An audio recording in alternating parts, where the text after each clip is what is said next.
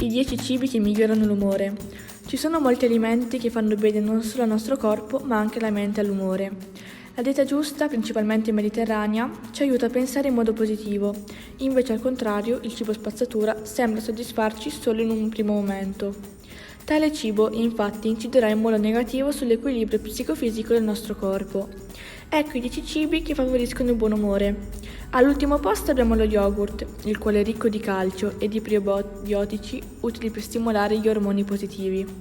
Una ricerca del 2015 pubblicata su Food Research International, che raccomanda lo yogurt alla vaniglia, afferma che la sua assunzione migliora l'umore.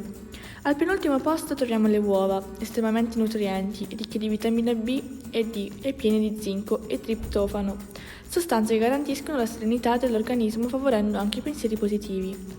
All'ottavo posto ci sono gli spinaci, molto ricchi di nutrienti, vitamina C e magnesio, sostanze fondamentali per la produzione di ormoni responsabili del buon umore.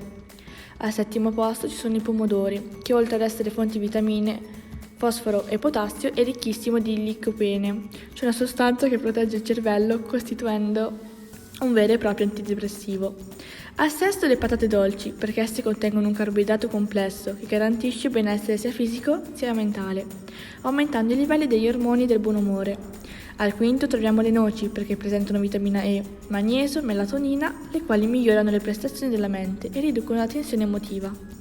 Al quarto posto i mirtilli, che sono ricchi di antiossidanti e vitamine che aiutano il cervello ad attivare gli ormoni che rallentano lo stress e stimolando le facoltà cognitive, migliorando di conseguenza la motoria. Sul podio al terzo posto ci sono le lenticchie, che generano in noi il buon umore perché contengono acido gamma-ammino butirico che riduce l'ansia. Con medaglia d'argento abbiamo il cioccolato fondente, che stimola il rilascio di ormoni legati all'emotività, svolgendo così un'azione antidepressiva.